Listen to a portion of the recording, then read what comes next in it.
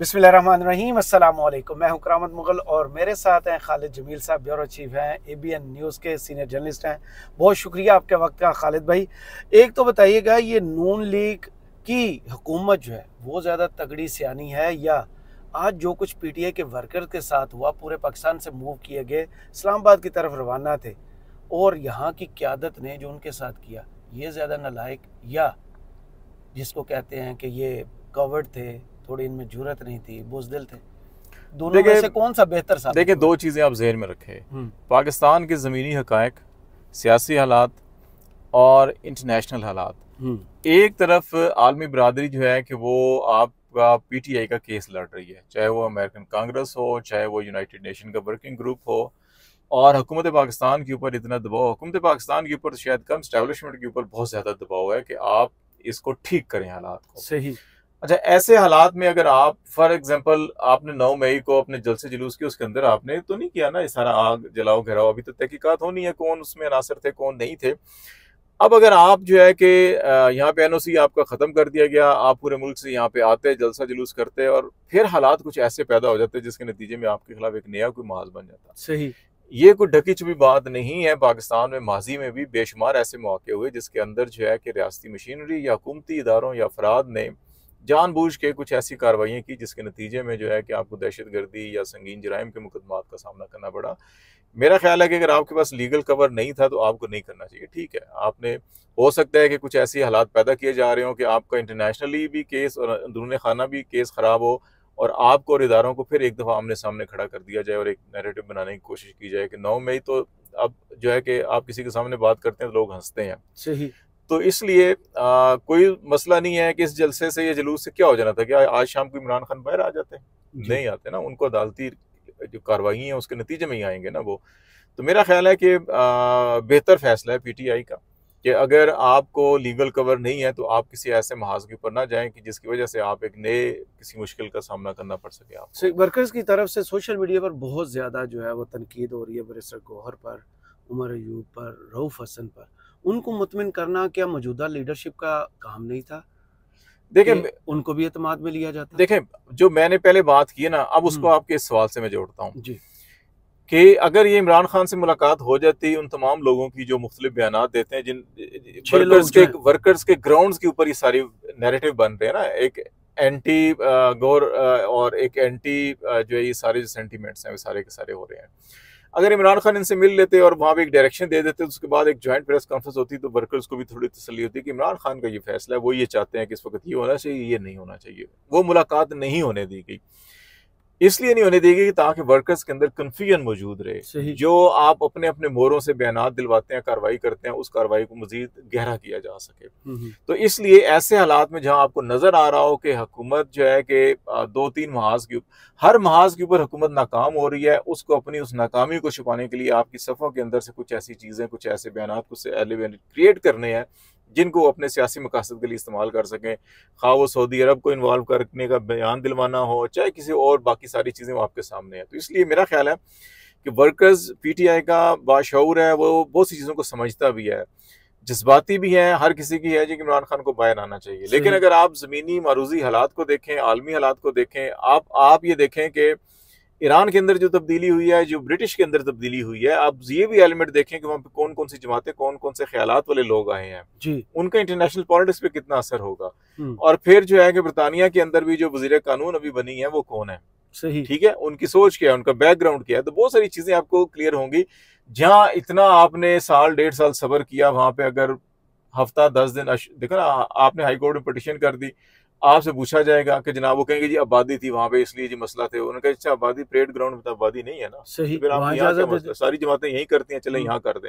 अगर कोर्ट ये कहती है जी परेड ग्राउंड में करने दें, इजाजत है इनको, ओके गो हेड, कि आपको मौका दिया डीसी साहब, आपको मौका दिया, आपने नहीं किया, हम कह रहे हैं इनको परेड ग्राउंड में दे दें इजाजत।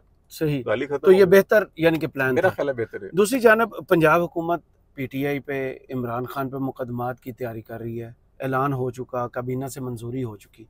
आज गंडापुर साहब भी ऐलान करते हैं कि हम भी मरीम नवाज पर, नवाज शरीफ पर और नून लीग की जो क़यादत है उस पर मुकदमात दायर करेंगे, तो ये दो सूबों की लड़ाई जब शुरू होगी, अगर कानूनी महाज पर होती है, तो इसका असर क्या होगा? मेरा ख्याल है कि शायद केपी गवर्नमेंट ऐसा कोई फैसला या ऐसा कोई अमली कदम शायद नहीं उठाएगी। बयानबाजी की हद तक ठीक है, ये एक डिमांड भी आ रही थी पीटीआई के कारकुनों में जी कि अगर इमरान खान के खिलाफ ऐसा है तो हमें भी करना चाहिए। उन्होंने भी ऐसे माजी में बहुत सी बातें की हुई हैं।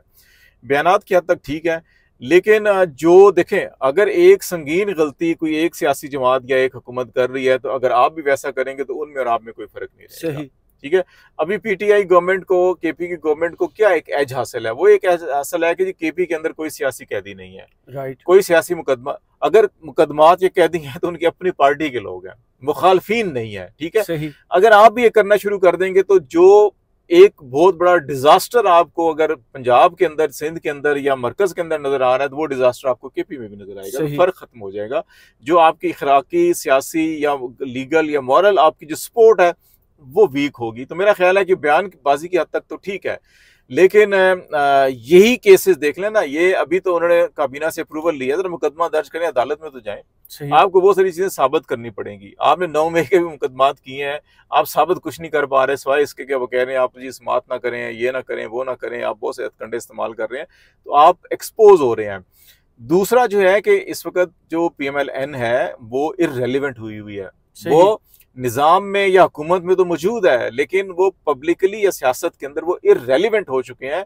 वो अपनी रेलिवेंसी क्रिएट कर रहे हैं। वो कह रहे हैं, कौम मुत्तहिदा आपको कह रही है 6 महीने में आप ये काम करके रिपोर्ट करने, वरना हम कार्रवाई करेंगे, और भाई हमसे मुको, वरना हमसे नहीं मुकोगे तो हम आपको नवे वो कहते हैं ना पंबोड़े में डाल देंगे, मसले में डाल देंगे। जिनको ज्यादा परेशानी है कि अच्छा ये 6 महीने में सारे काम ना हुए तो पाकिस्तान पे क्या हो सकता है, और फिर इंडिविजुअल्स में बात आती है ना कि अच्छा इमरान खान में कातलाना हमले किन्होंने किए, इमरान खान ने दरखास्त दी थी, आपने FIR नहीं की, UN आपको ये कह देती है कि अच्छा आज़ादाना तहकीकात आपने नहीं की, ये लोग जो है कि इंटरनेशनली इनका ट्रैवल बैन है, इनके फलाना फलाना फलाना है, तो किसको नुकसान होगा ज्यादा? ठीक है, सबसे ज्यादा पामाली। इसलिए जिनका ज्यादा स्टेक पे लगा हुआ है वो इससे अब निकलना चाह रहे हैं, ये उनको फंसाना चाह रहे हैं कि जनाब पहले साढ़े नाल भी मुको, साडा भी दसो फीचर किया। तो असल में गेम सारी ये है। आपने कहा इररेलेवेंट हो चुके हैं, तो उन्होंने तो अपने लीडर को निकाल कर अब टाकी शाकी मारना शुरू कर दिया। नवाज शरीफ साहब की कल की एक खबर चलवाई गई कि अब मुहर्रम के बाद वो सियासी तौर पर मुतहरिक होंगे। आज उनकी एक छोटी सी मुलाकात होती है और पूरे मीडिया में बड़ी बड़ी हेडलाइंस बनती हैं कि नवाज शरीफ साहब अब निकल के आए और ये करेंगे, सियासी जो फोरम है उस पर आकर धमाके कर देंगे, ये कर देंगे। देखें इतने रेलिवेंट है वो इस वक्त। देखें, मैंने कहा ना इररेलेवेंट का सबूत ही यही है कि 3 दफा जो शख्स पाकिस्तान का प्राइम मिनिस्टर रहा, जो एक सेकंड लार्जेस्ट पॉलिटिकल पार्टी का जो सरबराह है, जिसके नाम से सियासत है, जिसके नाम से सियासी जमात है, उसको ये क्यों कहना पड़ता है कि अच्छा जी अब हम मुतहरिक हो रहे हैं, अब हम सरगर्म हो रहे हैं? रमजान के बाद होंगे, जब आप इररेलेवेंट हो चुके हैं, आप मुतहरिक होने के लिए जाते हैं तो आगे से कोई रिस्पांस नहीं आता ना। असल प्रॉब्लम ये है। तो इसलिए आपको ये खबरें देना, थोड़ी थोड़ी रस्से बाद आप बार बार बयान देना, बात करना, या मुतहरिक होने लगा। उनकी अपनी पार्टी के अंदर ये है कि मियां साहब हैं किधर, कर क्या रहे हैं, बड़ी परेशानी है वहां पर। तो ये इररेलेवेंट होने की यही सबसे बड़ा सबूत है कि आपको ये कहना पड़ता है कि अब हम मुतहरिक होने लगे हैं। अगर क्या इमरान खान को कहना पड़ता है मुतहरिक होने लगे हैं? क्या PTI को? अब आपने पूरे पाकिस्तान में उनकी पाबंदी लगाई है, कोई जलसा नहीं होगा, जुलूस नहीं होगा, मीटिंग नहीं होगी, कॉर्नर मीटिंग नहीं होगी, उनके बंदे रुक नहीं रहे, इनको बंदे मिल नहीं रहे। ठीक है, इसके बाद उनको तो नहीं कहना पड़ता मुतहरिक होने लगे हैं। आप कहते हैं जी बिल्कुल खत्म हो गया जी, खत्म शुद्ध हो गई है, लेकिन आप इतने हैं कि आपको कहना पड़ता है मुतहरिक होने लगे हैं। तो असल प्रॉब्लम यही है, जिसकी वजह से जो है कि वो अपनी एक तरफ मुकदमात कर रहे हैं, उनको मैसेज ये दे रहे हैं कि आपको अगर इंटरनेशनली छितर पहनने हैं तो 80 पे करने लगे होर पैंट 4 तो दूसरा काम ये कर रहे हैं कि जनाब अच्छा जी साढ़े कोई गल मुक्को ना जनाब, साढ़ा अगले सिस्टम में की मसला होना की नहीं होना, साढ़े मुक्को। सही। दूसरा जो इमरान खान ने कल बयान दिया, वो आप उसको कैसे देख रहे हैं कि अगर हम शहबाज शरीफ साहब के साथ बैठे, मुज़ाकरात किए, तो उनकी हुकूमत खत्म हो जाएगी? इस बयान को आप कैसे देख रहे हैं? देखिए, इसमें 2-3 चीजें ना। एक तो APC में जो आपकी ऑपरेशनल काउंटर टेररिज्म, ये इसके वाले से है, उस पर उन्होंने अच्छा बयान दिया कि ठीक है जी, हमने जहाँ पे मुल्क के मामलात होंगे हम बात कर लेंगे। सही।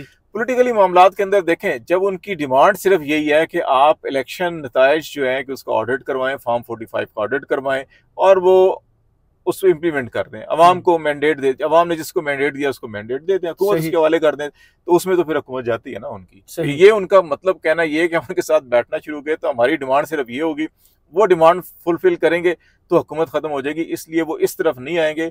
बाकी मामलात के ऊपर हम देख लेते हैं। इसीलिए वो जो है कि या तो सुप्रीम कोर्ट में पिटीशन है उसको कह रहे हैं अर्ली हियरिंग करें, इसका ऑडिट करें, और फॉर्म 45 जो है इलेक्शन मैनेजमेंट सिस्टम में आप चले जाएं, हर चीज टाइम, हर चीज सब कुछ मौजूद है उसमें, क्या क्या नहीं, ना इलेक्शन कमीशन जाता है उधर, ना नून लीग जाती है, ना ही काजी साहब जाते हैं, ना ही सुप्रीम कोर्ट उस तरफ जा रही है। तो वो अगर उस तरफ जो भी जब जाएगा तो ये सारा का सारा सिस्टम जो है ना ये हुकूमत क्लैप्स कर जाएगी। सही। दूसरा, इमरान खान का इस वक्त सबसे बड़ा मौजू बना हुआ है जो उन्होंने हंगर स्ट्राइक का कहा है कि मैं मशवरा कर रहा हूँ कि भूख हड़ताल की तरफ चले जाऊं। उसका इम्पैक्ट क्या होगा पाकिस्तानी पॉलिटिक्स पे और हुकूमत पे? देखिए, पाकिस्तान पॉलिटिक्स पे शायद इतना असर नहीं होगा, इंटरनली पाकिस्तान के ऊपर इतना असर नहीं होगा। यहाँ पे कई लोगों ने कई दर्जनों दिन, हफ्ते जो है भूख हड़तालें की हैं। इसको आप जोड़ें यूएन वर्किंग ग्रुप की रिपोर्ट के साथ। सही, ठीक है। जब वो ये कह देगा कि मुझे इंसाफ नहीं मिल रहा, मुझे अपनी वो जो मेरी हक है वो नहीं मिल रहा और मैं भूख हड़ताल के ऊपर जा रहा हूँ, मुझे ये बताएं कि जिन्होंने ये रिपोर्ट लिखी और ये खाया कि हमने अपने promotion and protection of human rights को और जो आपका independence of judiciary and lawyers का जो विंग है यूनाइटेड नेशन के अंदर, उनके स्पेशल रिपोर्टर्स को ये रिपोर्ट भेजने कि आप अप्रोप्रिएट एक्शन शुरू करें। जब वो एक्शन शुरू हो जाएगा तो यहाँ हमारे वाले तो आंख के इशारे से जो है कि पूरी पूरी अपनी हुकूमतों के तख्ते लौट देते हैं कि जनाब साहब बहादुर नाराज ना हो जाएं। तो जब पूरी दुनिया के अंदर ये आपके खिलाफ शुरू हो जाएगा काम, तो मुझे बताएं नहीं यहाँ कौन सर्वाइव कर सकेगा। तो इसलिए इमरान खान ने बेसिकली ये मैसेज दिया है कि जब इंटरनेशनली आपके ऊपर आ रहा है, ग्रिप आ रही है कि 24 सितंबर से पहले पहले आप ये सारे काम करें, नहीं करेंगे मैं भूख हड़ताल पे जा रहा हूँ, दुनिया की हेडलाइंस होंगी जनाब वो भूख हड़ताल से चला गया, जो असी कह रहे हैं नहीं दे रहे हुण आ जाओ इन्हां दे बारे की करना है। इंटरनेशनल कम्युनिटी की तरफ से भी प्रेशर आएगा और मुल्क में अगर एहतजाज की सूरत हाल बनती है तो यहाँ से भी प्रेशर आएगा।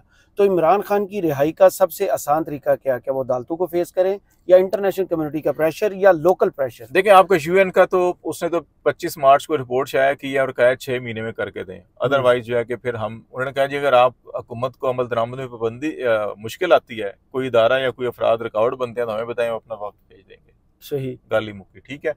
अब वो 24 सितंबर तक देखेंगे, मीनवाइल जो कंप्लेनेंट है या ये पार्टी है, ग्रीव पार्टी है, ये दोबारा रुजू करती है कि जनाब हमारे ये नहीं हो रहे, तो उन्होंने अपना वर्किंग ग्रुप भेज देना है यहाँ पे। सही, फिर आपने उनको जवाब देना है, ठीक है।